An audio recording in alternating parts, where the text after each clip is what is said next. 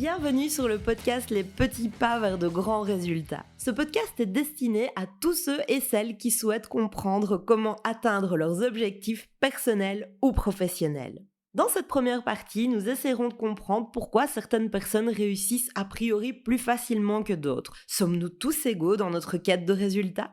Je m'appelle Julie et avec l'aide de différents experts, je vous propose d'explorer ce qui peut freiner notre progression et tenter de comprendre comment surmonter ces obstacles. Alors, êtes-vous prêts à embarquer avec moi à la recherche d'informations et d'inspiration ? Ladies and gentlemen, please fasten your seatbelts. We are expecting some turbulence. Thank you. Attention, la direction décline toute responsabilité en cas de changement de mindset.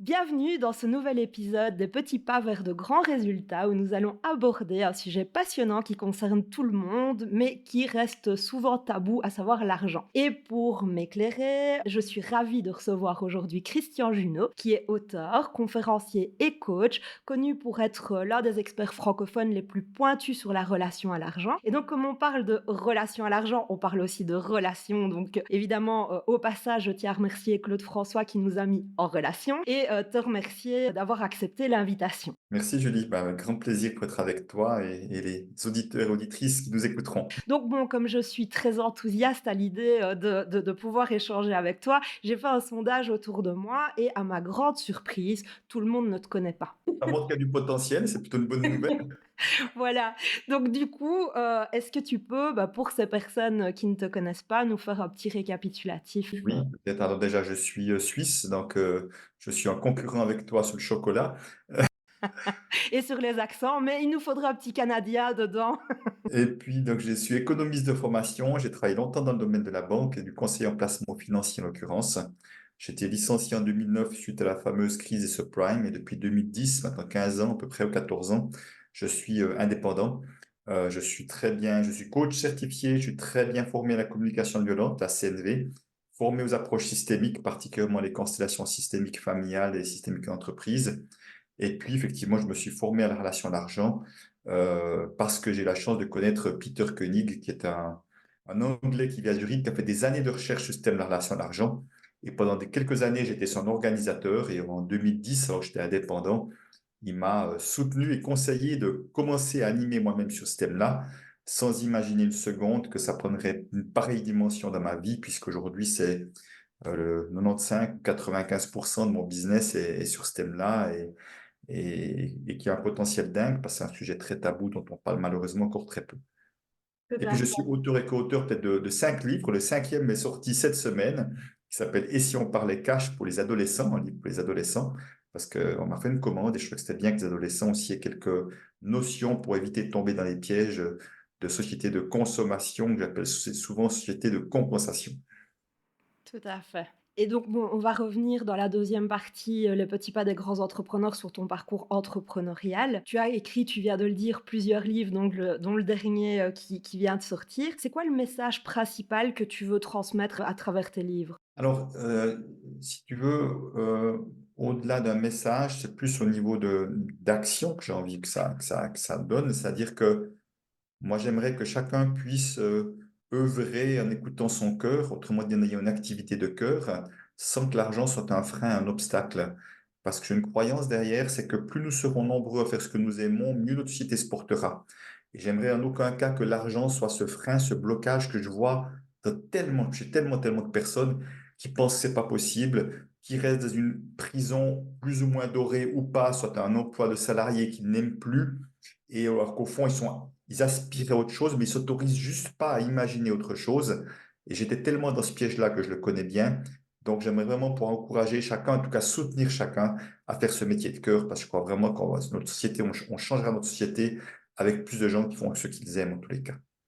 Bon, comme je te disais, j'ai fait un petit sondage autour de moi, par rapport, à l'argent et à la question: «Est-ce que l'argent est une source de stress?» J'ai obtenu sans trop de d'étonnement, 40 de oui, 60 de parfois et aucun non. Donc Alors pour beaucoup, évidemment, l'argent, c'est une source de stress, mais comment est-ce qu'on fait pour transformer ce stress en une relation peut-être plus apaisée, plus sereine avec l'argent? Alors déjà, peut-être ce qui va compléter ce que tu dis, mais que moi j'ai interrogé ma communauté sur les problématiques, la peur de manquer est très très largement la problématique numéro une. Donc tu peux bien voir que la peur de manquer a un lien direct avec le fait que l'argent c'est une source de stress. Et ce qui est déjà important de voir, parce que c'est déjà le début d'une solution, c'est que la peur de manquer existe pour la majorité des personnes alors qu'elles ne manquent pas d'argent, là maintenant.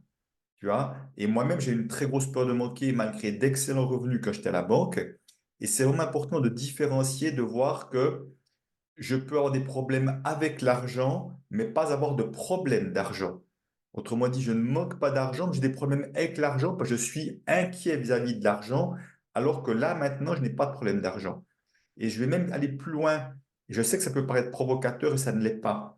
Il n'y a aucune personne qui nous écoute et ou à qui, au moment de nous écouter, manque d'argent. C'est-à-dire que, ce que je veux dire par là, c'est qu'il n'y a pas besoin d'argent pour nous écouter. Il y a juste à être présent.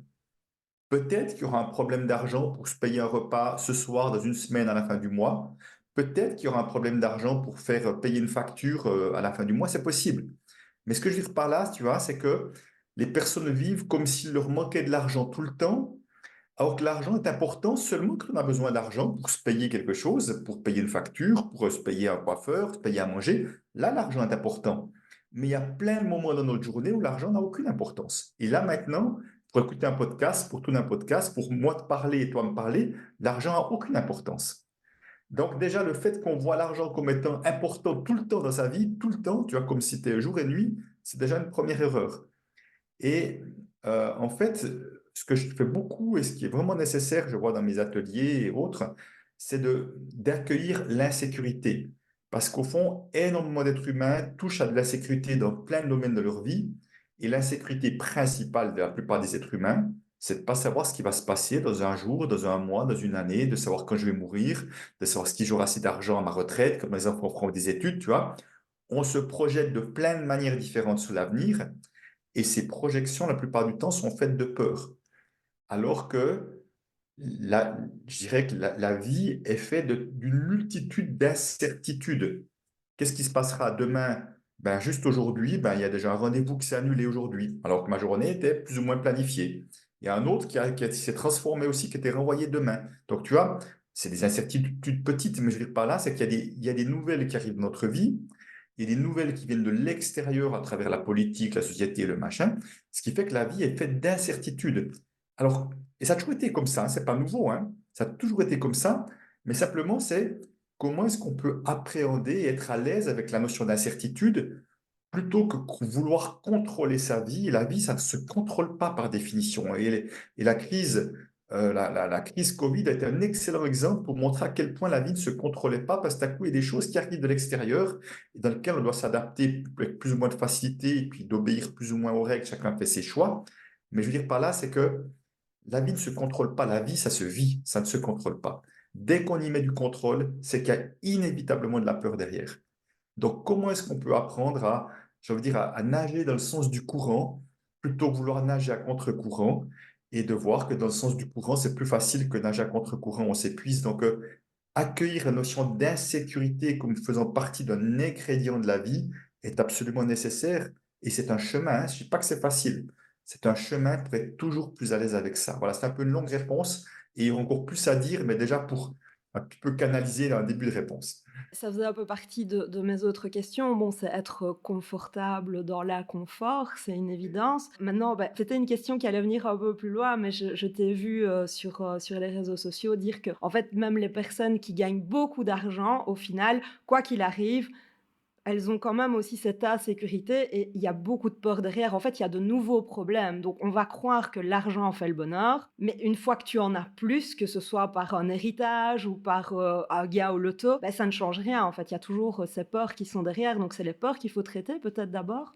Alors oui, parce qu'au fond, il y a beaucoup de fantasmes de croire que l'argent est la solution. L'argent ne peut être la solution qu'à des problèmes financiers. C'est aussi simple que ça. Mais l'argent n'est pas la solution à des problèmes émotionnels. C'est-à-dire que même les millionnaires, les multimillionnaires et même certains milliardaires ont peur de manquer. Donc, ce qui montre bien que cette peur-là ne dépend pas d'un certain montant d'argent. Cette peur-là, elle est à l'intérieur de nous. Et la peur de manquer, vu que c'est la peur numéro une, souvent, elle vient de l'enfance, elle vient de manque de présence, de manque d'amour. Elle ne vient pas d'histoire d'argent. Elle ne part pas d'une histoire d'argent au départ. Elle part d'autre chose. C'est important de le voir. Et si tu veux, c'est juste, elle se manifeste avec l'argent, mais particulièrement quand on va donner un pouvoir à l'argent. Et un des gros pouvoirs que les êtres humains donnent à l'argent, c'est de les rendre sécures. J'ai fait comme ça pendant des dizaines d'années. Argent égale sécurité. Autrement dit, une croyance qui est plus j'aurai d'argent, plus je serai sécure. Et ce n'est pas vrai. De toute façon, je ne suis pas en train de dire que ce n'est pas agréable et confortable d'avoir de l'argent, hein. C'est important de différencier ça. Ce que je veux dire par là, c'est qu'il y a plein de personnes qui sont insécures parce qu'ils ont de l'argent, parce qu'ils ont peur qu'on leur vole. Il y a plein de personnes, effectivement, qui sont insécures même quand ils ont beaucoup d'argent. Donc, la sécurité, elle est en nous et la vraie sécurité ne dépend de rien à l'extérieur. Chaque fois qu'on croit que la solution est à l'extérieur, plus d'argent, plus d'épargne, on devient dépendant de la chose, autrement dit de l'argent. C'est ça.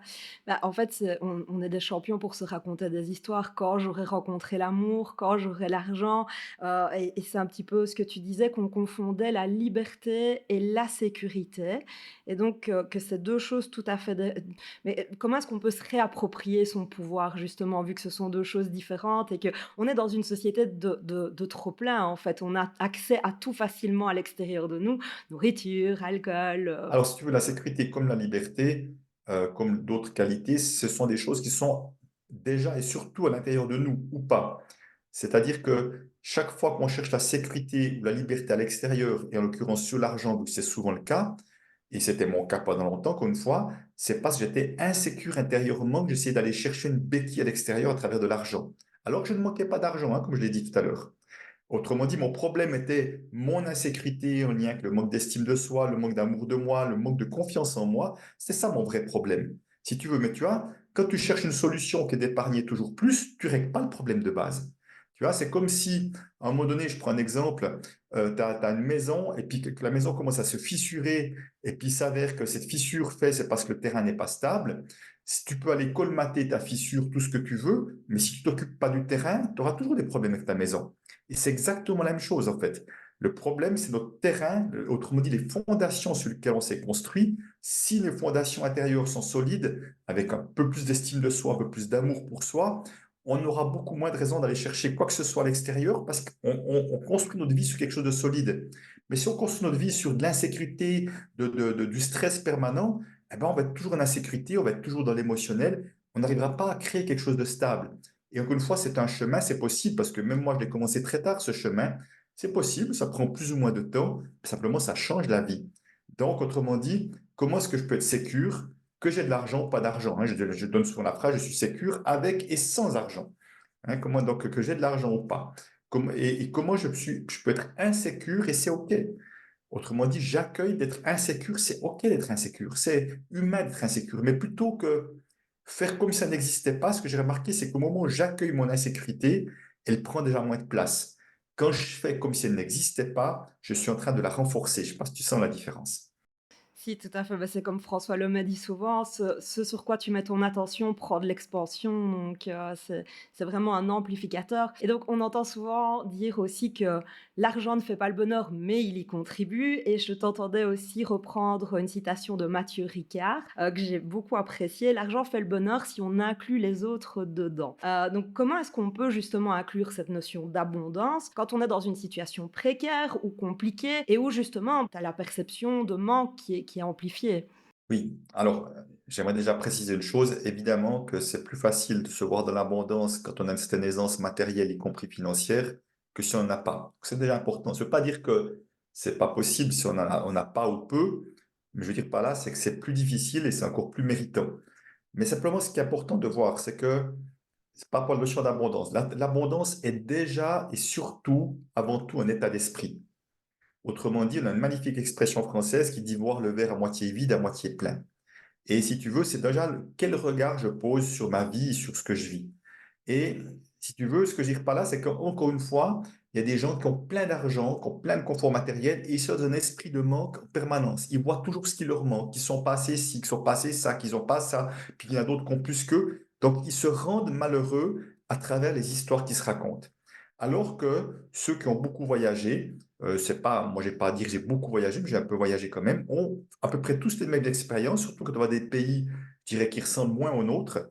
C'est qu'on voit dans des endroits du monde des gens qui ont peu de choses et qui ont l'air heureux, en tout cas qui ont l'air souriants, qui n'ont pas l'air profondément malheureux et dans le manque. Ce que je veux dire par là, c'est que déjà juste d'imaginer le fait d'être en santé, d'avoir de l'eau potable, d'avoir 3 repas par jour, d'avoir un toit au-dessus de nous, d'avoir un téléphone ou un ordinateur et du Wi-Fi, d'avoir de l'électricité, par exemple, et déjà ça, c'est déjà un premier signe d'abondance énorme parce on parle de milliards de personnes qui n'ont pas tout ça, de milliards. Je ne parle pas juste de quelques dizaines de milliers, centaines de milliards de personnes qui n'ont pas tout ça. Donc rien que pour ça, on pourrait déjà voir que c'est déjà de l'abondance et d'avoir une profonde gratitude, parce que la gratitude, pour moi, c'est vraiment l'instrument de l'abondance.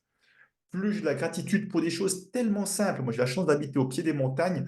Il n'y a pas un jour, enfin, je ne vois pas tous les jours les montagnes, des fois il y a des nuages, mais chaque fois que je vois les montagnes, j'ai une profonde gratitude, un profond merci que la vie m'offre un si beau paysage. Et pourtant, ça fait plus de 35 ans que je vois les mêmes montagnes. Ma gratitude ne cesse jamais. La gratitude, elle peut être pour toi qui m'offre ce moment de temps, de parole, exactement, de partager ce qui m'anime, mais pour plein de choses différentes, tu vois. On n'a pas besoin d'avoir de grandes choses dans sa vie pour de la gratitude. C'est pour le sourire d'une personne, le petit coup de main que quelqu'un te rend, etc., etc. Donc, ce que je veux dire par là, c'est que vraiment, plus on peut être dans ce merci pour ce qu'on a déjà, plus la vie va nous amener encore et encore des occasions d'être dans le merci, dans cette gratitude-là. Alors que plus on a tendance à voir tout ce qu'on n'a pas, moins la vie nous amènera ces choses-là. Et même si la vie nous amenait ça, on ne le verrait même pas parce que notre regard est plus fixé sur ce qui ne va pas plutôt que ce qui va bien. Remettre de l'amour dans tout ça.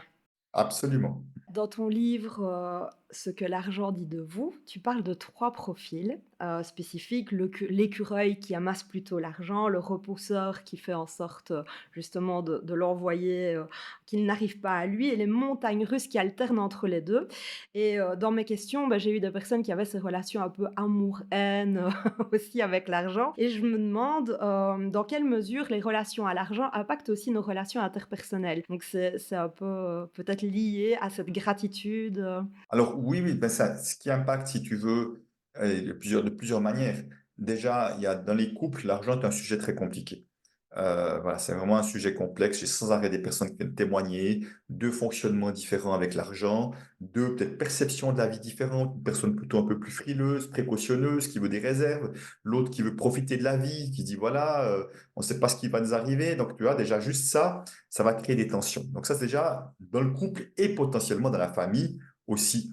Parce que quand quelqu'un, moi, comme j'avais une grosse peur de manquer, j'avais plutôt certaines attitudes qu'on pourrait juger comme radin parfois avec mes enfants et tout, de ma peur. C'est juste ma peur qui s'exprimait de cette manière-là, tu vois. Je peux être généreux à des endroits, puis extrêmement radin à d'autres, mais c'était juste ma peur qui s'exprimait. Donc, c'est la première chose. Mais après, la deuxième chose aussi, c'est que si j'ai peur de manquer, si j'ai peur de me faire avoir, parce qu'il y a beaucoup de personnes qui ont peur de se faire avoir, c'est clair que je vais entrer en relation avec les autres différemment. Je vais être méfiant pour un oui, un non quand je vais avoir peur de me faire avoir. Or, je peux avoir quelqu'un de parfaitement honnête en face, mais c'est comme si j'arrive pas à m'ouvrir à l'autre, tu vois. Si j'ai peur de manquer, je vais toujours chercher la meilleure affaire et puis je vais vouloir baisser les prix, etc., sans réussir à honorer ce que l'autre m'offre en face.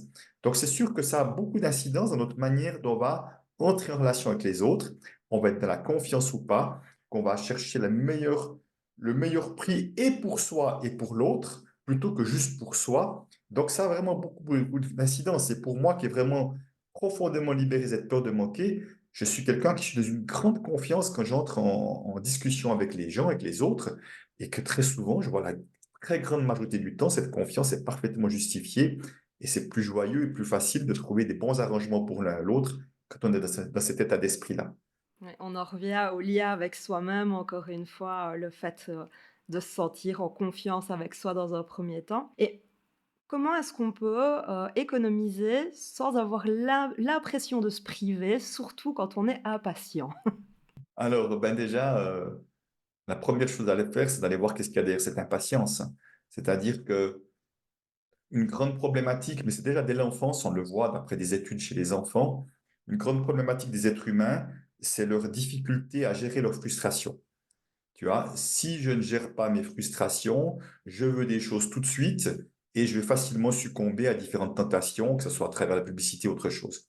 Il y avait une publicité une fois à la Fnac qui m'avait, enfin pas une publicité, c'est même pas une pub, c'était une réalité qui m'avait profondément choqué, où il disait achetez tout de suite et vous commencerez de payer dans une semaine.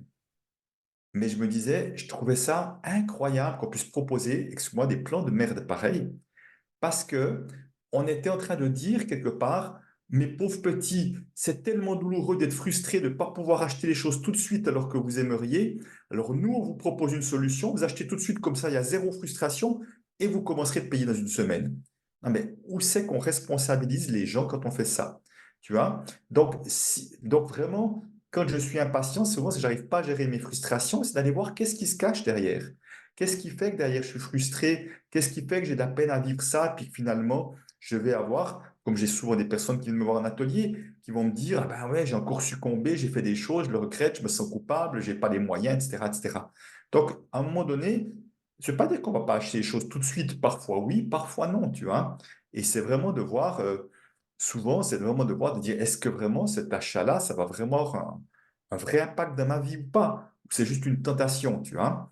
Et ce que j'ai pu voir, en tout cas à travers mon exemple, mais d'autres personnes aussi, c'est que souvent, quand on est mal dans sa peau, on peut avoir tendance à vouloir compenser ça par de l'achat, mais qui évidemment ne va pas changer notre état intérieur de manière durable. Ça peut être sur le moment, c'est une petite piqûre de bien-être, mais qui dure en général 3 fois rien. Et parfois aussi dans l'euphorie, là, on tourne ça à la sortie des vacances. Des fois, les gens, dans les vacances, ils claquent beaucoup d'argent parce qu'il y a peu d'euphorie d'être en vacances. On peut aussi avoir tendance à, se, à, se, à défaire pas mal de dépenses qu'on peut parfois aussi regretter parce qu'elles sont pas toujours, elles sont des fois au-delà du raisonnable. Et je suis pas en train de dire qu'il faut toujours être raisonnable parce que la vie serait un peu ennuyeuse. Mais il faut savoir être raisonnable et de temps en temps peu raisonnable, mais savoir être l'un et l'autre, pas juste l'un ou l'autre. Quand j'ai vu cette question, ça m'a un peu fait penser aux injonctions du passé, le «dépêche-toi», donc cette espèce de petite pression qu'on se met à soi-même. Ça, ce sont aussi des choses qui ressortent souvent dans les relations à l'argent. Alors, potentiellement, oui. Alors, je dirais, mais c'est plus peut-être pour l'entrepreneuriat, je dirais qu'on peut être là-dedans. Mais simplement, je veux dire par là, c'est que il y a souvent des tentations qui sont faites, la bonne affaire jusqu'à temps, tu as des offres jusqu'à temps, tu vois. C'est sûr que la publicité, que ce soit sur Internet, mais aussi dans la vie en général, nous incite à passer à l'action parce qu'ils savent très bien que si on passe, qu'il faut, enfin, en tout cas, qu'il y a plus de chances de vendre si on incite les gens, voire les met la pression à passer à l'action. Mais une fois qu'on le sait, c'est pour ça que c'est important d'être capable de prendre du recul, de respirer un bon coup et de se dire, voilà, est-ce que vraiment, tu vois, je prends l'exemple d'habits avec mon épouse, maintenant on a souvent un truc, quand il y a des fois des soldes, des trucs, on se dit, mais si l'article n'est pas soldé, est-ce que j'achèterais aussi? Autrement dit, parce qu'il me plairait, est-ce qu'il me plaît suffisamment pour que je l'achète sans être soldé, ou je l'achète juste parce qu'il est soldé, parce que j'ai l'impression de faire une bonne affaire. Tellement de fois j'ai acheté des choses soldées que je n'ai jamais mises, que c'était des mauvaises affaires, même si le prix était bas. Donc, c'est aussi important de se dire, et c'est important, mais tu vois, cette capacité à juste prendre ce recul-là, se dire, moi j'ai aussi acheté des formations sur Internet que je n'ai jamais suivies. Et parce que je n'aime pas suivre des formations sur Internet, au fond, c'est pas mon kiff, quoi. Mais donc, tu vois, donc j'ai fait des achats qui n'avaient pas de raison d'être, mais j'apprends à partir de là pour essayer d'éviter de faire les mêmes erreurs. Et comment est-ce qu'on peut faire pour, mettre de la lumière sur tous les blocages et transformer justement cette relation à l'argent? Et remettre de l'amour surtout sur tout ça. Alors, je vais faire une publicité non déguisée. Ça peut être de lire mon livre Ce que l'argent dit de vous ou de suivre un atelier, que ça soit avec moi ou avec quelqu'un d'autre, c'est important. Non, mais je rigole, enfin, je rigole. Ce sont des stratégies parmi d'autres, simplement. Mais ce que je veux dire par là, c'est que à un moment donné, ça demande de s'occuper de sa relation à l'argent. Parce que si on ne s'en occupe pas, on la subit. On la subit, soit en étant trop frileux que ça nous empêche de vivre, soit en claquant son argent, qu'on doit courir après l'argent pour essayer de se mettre à flot, donc, ou de ne pas réussir son projet entrepreneurial, de ne pas oser se lancer ou de galérer, etc. Donc, il faut s'en occuper, autrement on va subir tout ça. Et une des stratégies que je propose dans le livre et dans mes ateliers, c'est de s'interroger sur mon histoire avec l'argent, de quel milieu je viens, quelle est l'histoire de la famille, de la généalogie, mes premiers souvenirs, parce que souvent on est même conditionné par des événements, même de notre conception à la naissance. Enfin, il y a tellement de facteurs qui nous influencent c'est important d'aller voir ça parce que parfois on subit des influences familiales sans avoir à le savoir. On n'est pas là pour juger quiconque. On est juste là pour se libérer ce qui nous retient. Et très souvent, ce sont des loyautés familiales, des croyances familiales limitantes qu'on porte également, qu'on vit également, dans lesquelles ça vaudrait la peine d'aller se libérer. Tu as certainement déjà un peu répondu à la question, mais justement, bah, toi, tu utilises, beaucoup de disciplines psychologiques, d'intelligence émotionnelle, relationnelle dans tous tes ateliers. Qu'est-ce qui te différencie vraiment de toutes les méthodes? Ben, peut-être ce qui me différencie, si tu veux, c'est ce qu'on voit pas mal sur Internet, y compris les entrepreneurs. Souvent, on base les désirs sur l'envie. Je vais vous faire 10 000 de chiffre d'affaires, faites vos premiers 100 000, tu vois.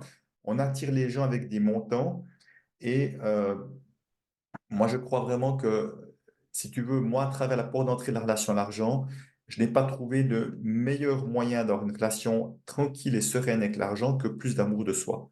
J'ai pas trouvé d'autre passage que ça. Parce que j'accompagne des entrepreneurs qui gagnent beaucoup plus que moi et qui sont surstressés en permanence. Et si quand tu es surstressé, ta vie, elle n'est pas cool du tout. C'est pas parce que tu gagnes 1 ou 2 millions que ta vie, elle est cool, si tu veux. Si tu es sans arrêt en train de perdre, d'avoir peur de perdre, de faire moins, etc., ta vie devient un enfer, même avec beaucoup d'argent. Il y a beaucoup de fantasmes, encore une fois, là-dedans. Donc, simplement, par contre, si on apprend à mieux s'aimer, si on apprend à se donner plus d'estime de soi, avoir un regard plus doux et bienveillant, non seulement on sera plus tranquille avec l'argent, non seulement il y aura moins de raisons de se mettre des limites, des plafonds de verre, de s'empêcher de gagner plus, mais notre vie sera impactée largement au-delà de la question d'argent. Et vraiment, dans mon approche, c'est vrai que c'est une approche qui est beaucoup plus, je vais dire, holistique. On utilise la porte d'entrée de la relation à l'argent pour s'ouvrir à l'abondance, mais l'abondance, c'est au sens large. L'abondance, c'est autant de l'amour, recevoir des coups de main, recevoir du soutien, avoir des rencontres de qualité, que d'avoir de l'abondance sous forme matérielle. Pour arriver à la fin, si tu avais 3 conseils à donner aux personnes qui justement aimeraient, pacifier leur relation à l'argent? Alors, le premier conseil, c'est apprenez à vous observer. Observez-vous parce qu'on a affaire à l'argent tellement de fois dans une journée même, quand on fait des achats, etc. Donc, et peut-être commencer un petit peu à noter, peut-être un peu vous dire, à voir à quel moment il y a des crispations, à quel moment c'est plus cool, qu'est-ce qui fait qu'à un moment donné, vous dépensez peut-être un peu trop à votre goût ou vous n'osez pas dépenser, quels sont vos états intérieurs. Donc, plus on apprendra à s'observer, plus on pourra commencer à peut-être pas tomber dans des pièges dans lesquels on peut tomber. La deuxième chose, c'est renseignez-vous un peu sur votre histoire familiale. Qu'est-ce qui s'est passé dans votre famille, de quel genre de famille vous venez, financièrement parlant, est-ce qu'il y a des événements marquants dans la généalogie et tout ça. Et vraiment, commencez à noter aussi pour voir en quoi peut-être vous êtes peut-être loyal, peut-être alors à des choses, même si ça vous freine. Et puis, la troisième chose, ça serait vraiment de vous poser la question, qu'est-ce qui vous rendrait vraiment heureux dans la vie? Qu'est-ce qui vous rend déjà heureux dans la vie réellement ou qui vous rendrait vraiment heureux dans la vie? Et vous verrez que dans une partie des choses, vous allez noter, c'est pas une question d'argent. Parce que des personnes qui ont beaucoup d'argent, mais qui ne sont pas entourées d'amour, il n'y a pas d'amour autour d'eux, qui n'ont pas de relation de qualité. Moi, j'en ai vu plein dans la banque. J'ai accompagné des millionnaires, des multimillionnaires, et j'ai vu que ces gens-là, s'il ne leur manque pas des qualités de relation, de l'amour dans leur vie, ils sont profondément malheureux. Donc, on peut être heureux avec de l'argent et avec des choses matérielles, même, mais si tu veux, ça vient que renforcer l'amour qui est déjà là, ça vient que renforcer ce qui est déjà là. Ça ne construira. Juste pour finir avec ça, c'est que, encore une fois, j'ai vu des gens qui avaient tout le bien-être matériel et l'argent qu'ils voulaient et qui étaient profondément malheureux parce qu'ils n'avaient plus de relation avec leurs enfants, ils étaient en pétard avec leur mari, ils étaient dépressifs, c'était alcooliques, etc., etc. C'est pas le fait d'habiter une super maison, de leur un compte en banque garanti qui suffira à être heureux si tu as plein d'autres raisons d'être profondément malheureux. Donc, vraiment de voir qu'est-ce qui vraiment rend les gens vraiment heureux, qui vous rend vraiment heureux et mettez encore un peu plus de ça dans votre vie, des relations de qualité, faites circuler de l'amour, donnez du sens à votre vie. Voilà, et ça fera vraiment une différence. Waouh, beaucoup de valeur en tout cas dans ce que tu as apporté. Avant de se quitter, et donc on se retrouve dans les petits pas des grands entrepreneurs. Est-ce que tu peux simplement préciser, donc je vais noter où te retrouver, en dessous, des épisodes, mais si tu peux peut-être dire, où c'est le plus facile de retrouver tes ateliers et Oui, cetera? alors bah, déjà sur mon site internet que tu mettras, effectivement, donc là on y trouvera. Après, je suis particulièrement actif sur les réseaux sociaux Facebook, Instagram, Christian Junot Pro, et puis sur LinkedIn.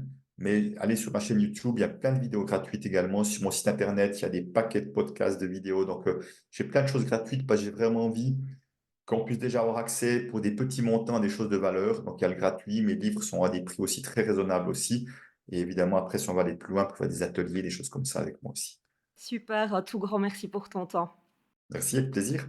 Nous voici à la fin de la première partie. Si vous avez envie d'en découvrir davantage sur le parcours entrepreneurial de notre intervenant, je vous retrouve le 15 avec les petits pas des grands entrepreneurs. Vous trouverez également les liens en commentaire pour pouvoir retrouver ces différents réseaux, sites et pages. Je serais curieuse d'échanger avec vous sur votre passage préféré. Puis, y a-t-il des questions que vous auriez eu envie de lui poser ? Avez-vous eu une prise de conscience en particulier ? Aussi, en fonction de votre canal préféré, en audio ou sur ma chaîne YouTube, laissez-moi des commentaires, des étoiles et surtout partagez afin de faire vivre ce podcast. Alors, allez-vous embarquer avec nous le 15 à la recherche d'informations et d'inspiration ? Nous vous prions de bien vouloir rester assis et attaché jusqu'à l'extraction du signal correspondant et l'arrêt complet de l'appareil. Nous vous prenons à présent congé de vous, espérons que ce vol vous a plu. Au nom de votre équipage, merci beaucoup et au revoir.